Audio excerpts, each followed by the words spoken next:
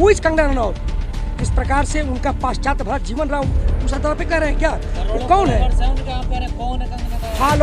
Followers तो मैं भी देख लेता हूँ। फॉलोअर्स बनना इस बात का सर्टिफिकेट नहीं है कि वो जो कह रहे हैं वो देश की परिभाषा है। इस देश का परिभाषा जो हम भारत के लोग हिंदू, मुस्लिम, सिख, ईसाई परिभाषा है, न कि फॉलोअर्स परिभाषा तय करता है देश की। कंगना रनौत जैसे लोग, साक्षी महाराज लोग कौन बड़े?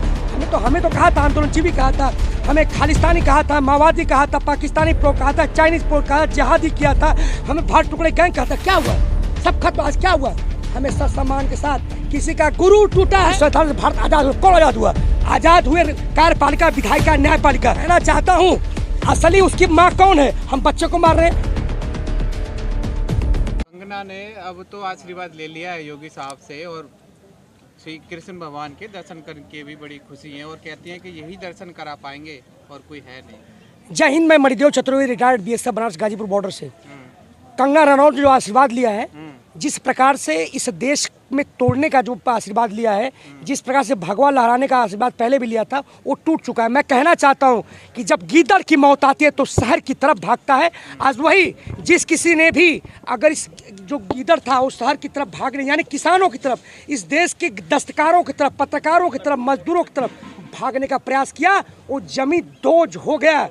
नाजनीनों की अदाओं पे दुनिया फिदा है यारो, नाजनीनों की अदाओं से दुनिया को बचा लो यारो। कौन कहता है कि आसमां में सुराख नहीं हो सकता? एक तब पत्थर तो तबीयत से उछालो यारो। हमने तबीयत से पत्थर उछाला और आज उनका सब कुछ खत्म हो चुका है। राष्ट्रवादी पार्टी का प्रचार करेंगे वो 2022 में। जी, मैं पूछना चाहता हूँ उस देश का राष्ट्रवाद कौन है? जनगण मन अधिनायक। इस देश का अधिनायक जनगण मन, जो जनगण आम आदमी है। अब भारत भाग्य विधाता, इस देश का भारत भाग्य विधाता कौन है? जनगण मन, मतलब आम जनता है। दस्तकार, मजदूर, किसान, ये सब लोग हैं। कौन लोग राष्ट्रवाद? इस देश की परिभाषा कौन तय कर रहा है? Who is Kangana Ranaut? जिस प्रकार से उनका पाश्चात्य भरा जीवन रहा, उस आधार पे कह रहे हैं क्या? वो कौन है? कौन है कंगना? फॉलोअर्स तो मैं भी देख लेता हूँ। फॉलोअर्स बनना इस बात का सर्टिफिकेट नहीं है कि वो जो कह रहे हैं वो देश की परिभाषा है। इस देश का परिभाषा जो हम भारत के लोग हिंदू, मुस्लिम, सिख, ईसाई परिभाषा है, न कि फॉलोअर्स परिभाषा तय करता है इस देश की। ये देश संविधान से चलता है, ये देश संविधान प्रणाली से चलता है, ये देश किसी बड़े बोलेपन से नहीं चलता है। कहते इस देश में मोदी मुमकिन है, तो नहीं। इस देश में शिक्षा है, रोजगार है, स्वास्थ्य है तो मुमकिन है। इस देश में किसान है तो मुमकिन है। इस देश में सिख है तो मुमकिन है। देश तब मुमकिन है। ये कंगना रनौत जैसे लोग, साक्षी महाराज लोग कौन बड़े? हमें तो कहा था, आंदोलनजीवी कहा था, हमें खालिस्तानी कहा था, माओवादी कहा था, पाकिस्तानी प्रो कहा था, चाइनीज प्रो कहा, जिहादी किया था, हमें भारत टुकड़े गैंग कहा था। क्या हुआ? सब खत्म। आज क्या हुआ? हमें सम्मान के साथ किसी का गुरु टूटा है, किसी का घमंड टूटा है। आज भगवा हारा है, तिरंगा जीता है। हम 26 जनवरी को तिरंगा लहराएंगे। भगवा को हमने जमी दोज कर दिया है, आगे भी लड़ाई जारी है। जम के रखना कदम, किसमें कितना है दम। अगर हम किसानों को, मजदूरों को, इस देश की जो थाती है उसको छेड़ेंगे तो हम छोड़ेंगे नहीं, और ये भी इतिहास गवाह है। जय जवान, जय किसान, जय जवान, जय किसान, जय जवान। इन्होंने राजस्थान में भी कहा था 300 के पार, महाराष्ट्र में कहा था 300 के पार, इन्होंने दिल्ली में कहा था 300 के पार, इन्होंने बंगाल में भी कहा था 300 के पार। और क्या हुआ? इनकी आदत है जुमला गढ़ने की, ये तो कहते ही रहते हैं। क्या हुआ? आपने देखा उत्तर प्रदेश में आम आदमी मतदान करता है पंचायत चुनाव में, इनका सुपड़ा साफ हो गया था। इनकी असलियत यह है, ये 300 के पार नहीं, अगर 3 भी आ जाए तो कह देना किसान जब रौंदता है तो मिट्टी में मिला के छोड़ता है। जिस प्रकार से मिट्टी में मिला के उसको खाद, गोबर, सब कुछ उसको एक उपज देता है, ऐसे यहाँ तिरंगा लहराएगा। बीजेपी को वोट देंगे। चतुर्वेदी जी कहाँ हो तुम? ये आप कह सकते हो ना भाई, वो लोग कह रहे हैं, भ्रम फैलाया नहीं। ये देश किसानों का, जिस प्रकार से आपने देखा पूरे देश में किसानों की लहर है। इस समय मजदूरों की बात हो रही है, जिस प्रकार से सरकार घुटने टेक रही है, लाचार है। ऐसा मैंने प्रधानमंत्री मजबूर देखा ही नहीं। हमको उम्मीद नहीं थी जल्दी करेगा। इससे लाचार, से मजबूर, डरा हुआ प्रधानमंत्री क्या हो सकता है? तो आज डरा हुआ है। हम यूपी में आ रहे हैं, यहाँ जिस प्रकार चल रही घटनाक्रम चल रहा है, निश्चित किसानों की जीत हो रही है। 6 सूत्री मांगों को घुटने टेक क्यों मानने जा रहे हैं? लेकिन आंदोलन खत्म होगा, लेकिन आंदोलन का स्वरूप बदलेगा। हम स्वरूप बदले। मैं कहना चाहता हूँ असली उसकी माँ कौन है? हम बच्चों को मार रहे हैं। कभी किसी कानून आता है, कभी श्रम का आता है। हमारे जल पर भी कानून बन गया है, हमारी नदियाँ बेची जा रही है। इसका जिम्मेदार कौन है? इसका जिम्मेदार जो विश्व व्यापार संगठन है, जो हमने उसके साथ समझौता कर रखा है कि सरकार इस देश में कुछ भी नहीं चलाएगी, रेल जो भी है सब निजीकरण होगा। हम विश्व व्यापार संगठन से अनलिंक होना चाहते हैं। उदारीकरण जो उनकी नीति है उससे हम कर्मचारी काम नहीं करता तो क्या किया जाए? कौन कहता है? जब हमारे देश में जब खाद्यान्न नहीं था, हरित क्रांति आया था, तब हमने राष्ट्रीयकृत सारे बैंकों किया। अब बैंकों की बात करें, कर्जा माफ करें, जब सारे बैंक निजीकरण हो जाए कर्जा कहाँ से?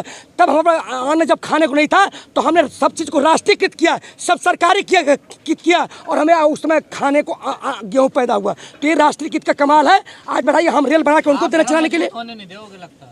जी बिल्कुल। देखिए आज किसान जग उठे हैं, इस 75 साल से हमारे कांधे पे हलता है, हमारी समस्याओं का हल नहीं, फिर भी भारतीय संसद मौन है। एक आदमी रोटी बेलता है, एक आदमी रोटी खाता है, एक ऐसा भी आदमी है जो रोटी से खेलता है, फिर भी भारतीय संसद, जी हाँ मैं कह, पक्ष विपक्ष जिस तरह से ये बिल लाने में जो विपक्ष का बहुत बड़ा योगदान रहा, उन राज्यों में जिसमें भाजपा गैर भाजपा शासित सरकारें थी, उन्होंने नोटिफिकेशन पर साइन किया। कहाँ थी? कहाँ विपक्ष हमारे साथ खड़ा है, एक बोली बोल रहा है, एमएसपी की बात कर रहा है, तो वो भी हमारे थे। 1947 में भारत आज़ाद हुआ। कौन आज़ाद हुआ?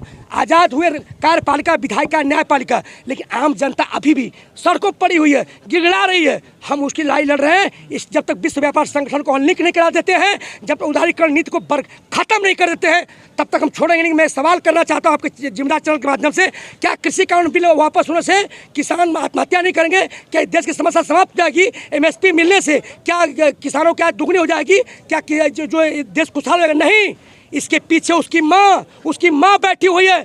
विश्व व्यापार संगठन जो गेट समझौता हमने किया था 1991 में, डंकल प्रस्ताव आया था, वो हमको कहता है कि सब कुछ निजीकरण होगा, सब कुछ बेचा जाएगा। उसी का दिन हो रहा है। हमें उसको अब एक नई श्रेणी आज़ादी, विश्व व्यापार संगठन से अनलिंक होना है, उदारीकरण नीति को ध्वस्त करना है। ये हम चोट करेंगे बिल्कुल व्यापार पर। यूपी में कैसे चोट करोगे? सवाल ये घर घर जाएंगे, आंदोलन खत्म होगा, लेकिन आंदोलन खत्म नहीं होगा, आंदोलन का स्वरूप बदलेगा। स्वरूप जो जेपी आंदोलन, जो पहले आंदोलन देखा, हम घर घर जाएंगे, हम वहाँ पंचायतें करेंगे, हम मुद्दे उठाएंगे, लोगों को जागरूक करेंगे। कभी हिंदू मुस्लिम कम्युनल नहीं हो, जिस प्रकार से 6 दिसंबर को स्थापना करने जा रहे हैं कृष्ण की मूर्ति, ऐसा नहीं होने देंगे। हम मथुरा में पंचायत करेंगे, टिकैत जी करेंगे और सबको जगाएंगे, घर घर अलग जगाएंगे। हम बॉर्डर पर क्या करें बताइए मुझे? हमारी सारी मांगे घुटे हैं। मथुरा का मुद्दा देख रहे हैं? जी बिल्कुल। तो अब सजग है ना, आपने पहली बार कर लिया, अब हम सजग है, सबकी आंखें खुली है। जब भारत जगता है ना, देश है, जब इस देश पर तानाशाहियों का ऐसा आक्रमण हुआ, भारत तब एकजुट हुआ है। ना कभी हिंदुस्तान टूटा है, न टूटेगा, ना कभी तिरंगा झुका है, न झुकेगा। आज हर हिंदुस्तानी जाग गया है। तो चतुर्वेदी आपने चाहते कि मथुरा में मूर्ति का वो हो? क्यों? जब कोर्ट में लंबित है, इस देश में कोर्ट बड़ा है कि ये लोग बड़े? बताइए कौन लोग हैं? वो लोग हैं कौन? बताइए मुझे। टुच्चे लोग जो इस देश की तोड़ने की साजिश रचते हैं, जो देश में नफरत फैलाने का काम करे, वो लोग कौन है? इस देश का ये देश कैसे चलता है? संसदीय प्रणाली से संविधान चलता है। संविधान अपना काम करेगा, जैसे इस प्रकार से हमारे में काम किया। तो आप भी कहाँ संविधान को मानते हैं? क्यों नहीं मानते? हम यहाँ कोई उपद्रवी दिखा, हमने कोई दंगा किया? उपद्रव धारा 144 लगी हुई है जी लागू है, लेकिन हम खड़े तो उन्होंने लगा दिया, तो हम क्या करें बताइए मुझे? हम क्या करें? हमारे ऊपर तोप लगा तो हम क्या करेंगे? हम तो निहत्ते हैं, हमारे पास तोप नहीं। 28 जनवरी क्या हुआ? हमारी लाइटें काट दी गई, पानी काट दिया गया, हमारी सुविधाएं छीन ली गई, हमारी सुरक्षा व्यवस्था, ये हमारा मौलिक अधिकार है। एक जब डिस्ट्रिक्ट में मौत होती है उसके लिए डीओ जिम्मेदार होता है। भूख से किसी की मौत होती है तो हमारी लाइट पानी क्यों काटा गया बताइए मुझे? जब सुप्रीम कोर्ट का दिया है कि गन्ने का भुगतान 15 दिन में होगा, नहीं 4% ब्याज की दर से देना पड़ेगा, तो वो लोग मानते हैं सुप्रीम कोर्ट की बात? बताइए मुझे। हमारे मौलिक अधिकार छीन लिया गया यहाँ पर, बताइए। आप बॉर्डर खाली कब करोगे? जी हम बॉर्डर घेरे कब है? हम तो जा रहे थे, हमें रोका गया। हम मांग रहे, अपने अधिकारों की लड़ाई लड़ रहे हैं निहत्ते होके। हम 6 सूत्री मांगे, सारी सब कुछ चल रही है। हमारे कल संयुक्त किसान मोर्चा ने कहा है, उसके हिसाब से सारी बातें तय हो रही है। जब 6 सूत्री मांग, क्योंकि एक मैं स्पष्ट कर देना चाहता हूँ कि ठीक है, उस हमारी मांग थी कृषि कानून बिल वापस लो, लेकिन वो जो 5 घटनाएं हुई वो किसान लेके नहीं आए थे, उससे पैदा हुआ है, उसका वो भाग है। जब तक वो चीज़ें वापस नहीं हुई, कृषि कानून बिल वापस होना बेमानी होगा। क्योंकि कानून को मानते हैं, जो 6 मांगे हैं उसमें कुछ ऐसी मांगे हैं जो राज्य सरकारों के अंडर अधीन आती हैं। आप कह रहे हैं सारी 123 नहीं, आप इसका अध्ययन करें। एक ऐसा भी सेंट्रल गवर्नमेंट के अंडर में है कि वो राज्य सरकारों के FIR भी खत्म कर सकती है। अभी अमित शाह का बयान आने वाला है, वो खत्म कर सकते पावर है। तो FIR हम नहीं लेके आते। जब एक घटना हुई तो FIR हुआ तो FIR तो वापस होना पड़ेगा, नहीं तो बेमानी थोड़ी, उस कानून का वापस होना बेमानी माना जाएगा। इसका जितना भी चीज़ें इसके साथ हुई हैं सबका वापस होना लिहाजी ज़रूरत है। और एक मैं और कहना चाहता हूँ, NRI ने जो फंडिंग किया उनके ऊपर जो बैन लगा दिया गया उसको भी हटाना चाहिए। NRI का बैन भी उसको मैं जोड़ना चाहता हूँ। वो बेचारे हमारी हेल्प किए मुसीबतों में, उन पर अत्याचार क्यों। Subscribe now and press the bell icon. Never miss an update.